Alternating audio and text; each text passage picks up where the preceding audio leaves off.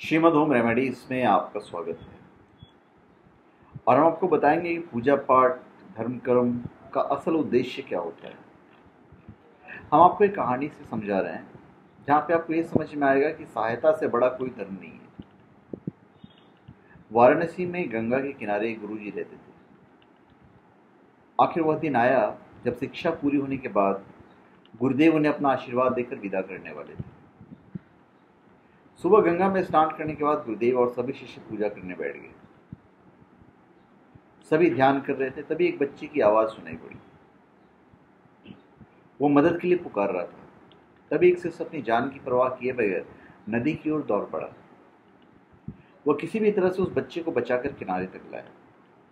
तब तक सभी शिष्य ध्यान में मग्न थे, लेकिन गुरुजी यह सब कुछ घटनाक्रम अपनी आंखों से देख रहे थे।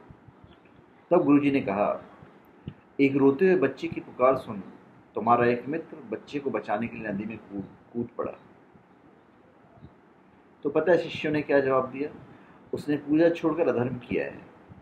इस पर गुरुदेव ने कहा, अधर्म उसने नहीं, तुम लोगों ने किया है। तुम लोगों ने डूबते हुए बच्चे की पुकार अनसुनी कर दी। पूजा पाठ धर्म कर्म का एक ही उद्देश्य होता है, प्राणियों की रक्षा करना। गुरुजी कहते हैं कि तुम आश्रम में धर्मशास्त्रों, व्याकरणों, धर्म कर्म आदि में पारंगत तो हो गए, लेकिन धर्म का सार नहीं समझ सके। परोपकार और संकट में फंसे दूसरों की सहायता करने से बड़ा कोई धर्म नहीं है। तो सहायता करना ही सबसे बड़ा धर्म है। अभी ऐसा नहीं कि सहायता आप सिर्फ मनुष्य की ही करोगे।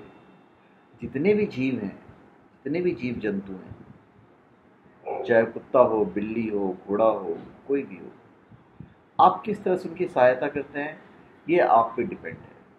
तो सहायता करने से बड़ा कोई धर्म नहीं है। भगवान कभी नहीं कहेंगे कि आप हमारे मंदिर में आओ, हमारी पूजा करो।